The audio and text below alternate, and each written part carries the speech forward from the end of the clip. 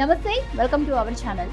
చంద్రబాబు పాలన ఏంటో, అది ఎంత జనరంజకంగా ఉంటుందో, అంతకు మించి భవిష్యత్తు తరాలకు ఏ విధంగా ఉపయోగపడుతుందో ఇప్పటికే నిరూపితమైంది. చంద్రబాబు విజన్ను ఒకప్పుడు హేళన చేసిన వారంతా ఇప్పుడు నీళ్లు నమిలే పరిస్థితి ఉంది.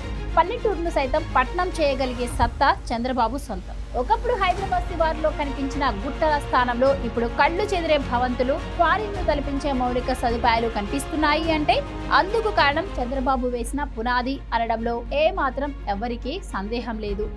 ఇక అలాగే నీళ్లు లేని అనంతపురానికి కియా పరిశ్రమ తేవడం, అమరావతికి సాఫ్ట్వేర్ కంపెనీలను రప్పించడం ఆయనకే చెల్లింది.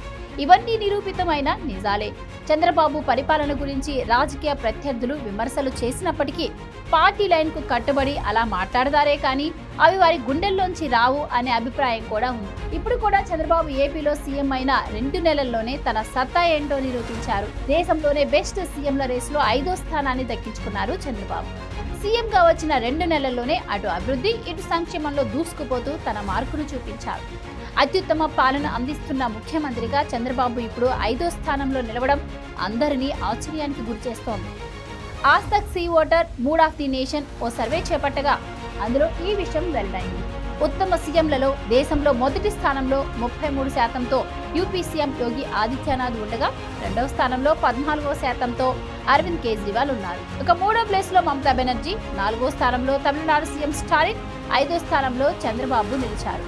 కేవలం చంద్రబాబు అధికారం చేపట్టి 2 నెలలే అయినప్పటికీ ఇంత తక్కువ సమయంలో ఈ స్థానం దక్కించుకోవడం మామూలు విషయం కాదని సర్వే సంస్థ కూడా అభిప్రాయపడింది. చంద్రబాబు సత్తా ఏంటి అనేది గతంలోనే నిరూపితం అయిందని జాతీయ జర్నలిస్టులు సైతం చెబుతున్నారు. ఇక గతంలో జగన్మోహన్ రెడ్డి ఇలాంటి సర్వేలో ఎక్కడో అట్టడుగున ఉండేవారు. అలాంటిది చంద్రబాబు 2 నెలల్లోనే 5వ స్థానానికి రావడం చర్చనీయాంశమైంది. భవిష్యత్తులో ఏపీ సీఎంగా చంద్రబాబు మరిన్ని రికార్డులు క్రియేట్ చేస్తారని అంటున్నారు.